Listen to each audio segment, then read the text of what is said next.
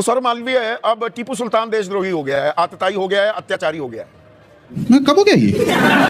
टीपू सुल्तान कदापि राष्ट्र नायक नहीं है, कदापि नहीं है।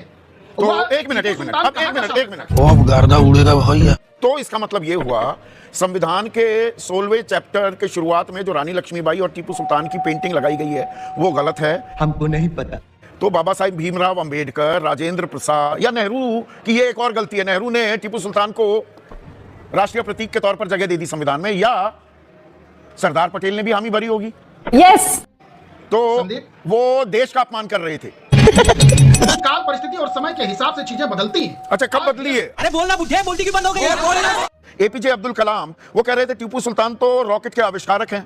बात तो सही है। तत्कालीन राष्ट्रपति रामनाथ कोविंद कह रहे थे टीपू सुल्तान ने अंग्रेजों से लड़ते हुए वीर गति प्राप्त की, देश के लिए बलिदान दिए। तो 17 तक देश के लिए बलिदान देने वाला आतताई अत्याचारी कब हुआ?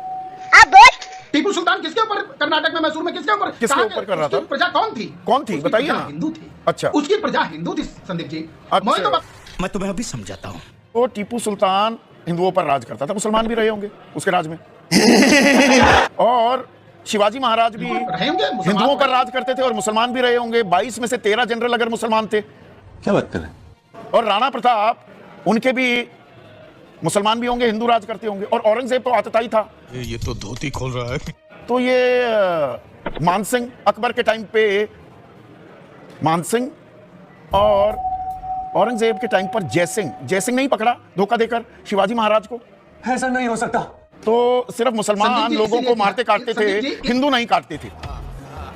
संदीप जी मुझे मालूम है उबाल आएगा। हाँ, मैं इस बात उबाल आएगा। अच्छा, इसको उबाल कहते हैं। हिस्ट्री आप लिख देंगे, आप अपने चश्मे से सब कुछ पढ़ाने की कोशिश करेंगे और आप ये कहेंगे कि दूसरा मान जाए और उसमें आपकी कमजोर कड़ियां सामने आने लगे तो आप मुस्काएंगे। खत्म, बाय बाय, टाटा, गुड बाय, गया।